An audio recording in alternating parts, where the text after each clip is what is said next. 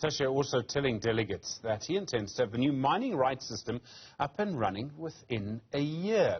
This means that the new conducive system, which is the new system that maps out where minerals are and which companies are mining them and have rights to mine them, should be up and running in just the next 12 months. There have been huge problems with the current system, which is called SAMRAND. Johan Coetzee is the Global Head of Mining and Metals at DSS+. Johan, good afternoon to you. So Minister Mantashe says that this new system will be up and running within a year. It's a very complicated thing to try and do. Do you think the mining sector believes him?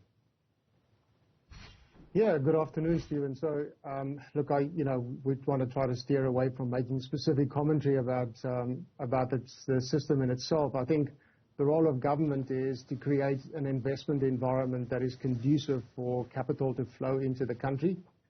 One of the things that's certainly pertinent of the first day of the mining indaba is that there's a lot of competition for that same capital across Africa, and there's certainly a lot of governments making overtures to investors to invest in their particular part of the supply chain and invest in their countries. Are we losing that battle to get capital in? I mean, you can go to Botswana, you can go to Mozambique, you can go to Zimbabwe, Namibia. Are we finding that people actually are finding it a little too complicated to do business here? Well, I think there's certainly a number of challenges that need to be overcome in South Africa in particular. Many of those challenges exist across Africa. It remains the role of government to create an environment in which mines can invest and mines can flourish. That would include infrastructure, access to energy, predictable regulation, economic reform, all of the things that would remain equal whether you're investing in South Africa or anywhere else in Africa. I suppose one of the key things is around trust, and this has been a long sort of issue for many years. So let me put the question slightly differently. Do you think the two big speeches today, the President and the Minister, and also government's actions over the last 2 years, have started to sort of bolster that trust? Look, I think there's certainly a role that the government can play in terms of creating stability and trust in the particular government. But there's also a role that the industry needs to play, and that's certainly been a topic of conversation over the last year, is how does the industry rebuild trust in itself as an industry? There's been a number of publications that have come out and talked about the culture in the industry, talked about the role the industry plays in sustainability, how it manages its own impact on the environment. So there's a whole range of issues that a number of the mining institutions have had as topics of conversation about how do we rebuild trust in the industry. So I think every one of the stakeholders has a role to play to rebuild trust. I suppose in a way it's also about making sure that systems work. And I mean, the President talking specifically about power systems, he's saying that he seems to be quite pleased that the mining sector is building its own electricity generation capacity. I mean, very few presidents probably pleased with that, but I imagine in our case that helps the mining sector and actually helps the country as well. Yeah, look, certainly one of the conversations last year's indaba was about the energy mix that goes into the industry. That's not only relevant for the mining industry, it's relevant for all of the industries across South Africa.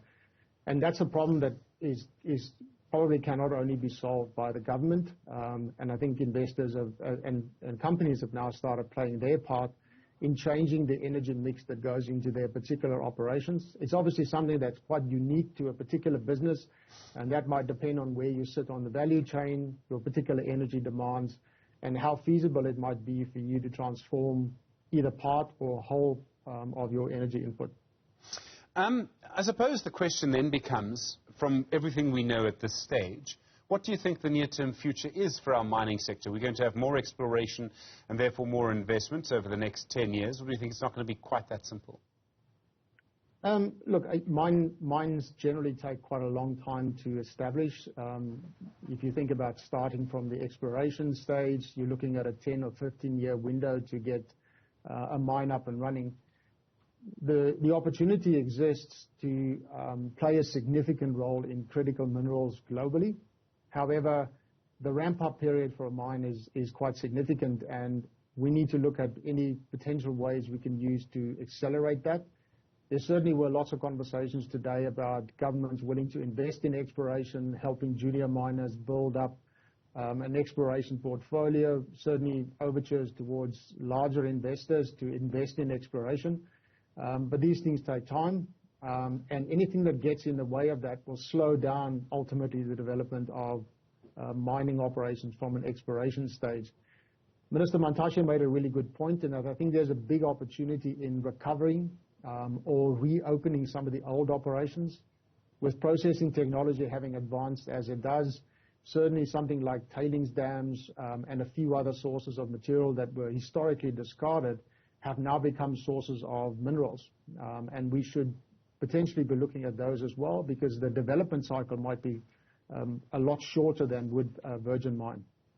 There are other issues in society around mining, and health and safety is one of them. We've seen several accidents, several difficult moments underground as well. I'm reminded that I think today is 8 years since the Lily mine disaster. We lost 3 people in that mine.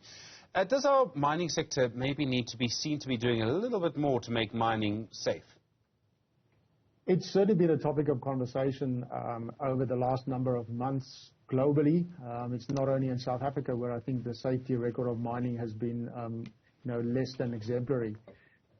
From our point of view, the opportunity for mining companies is that a lot of the solutions and a lot of the causes of those particular fatalities are known to the industry.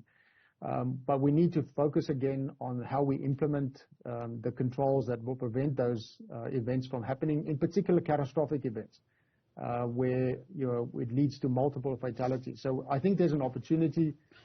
From our point of view, that's one of the conversations that are probably a little bit amiss from this mining indaba, is the conversation around safety, in particular around catastrophic events. We think it's something that needs to be brought to the forefront again, and it's something that we need to tackle as an industry instead of every company trying to solve that problem on its own.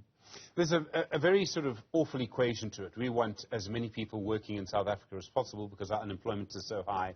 The way to make mining as safe as possible is never to send anyone underground ever and to sort of mechanize as much as you can. But we don't want that either. We want people working.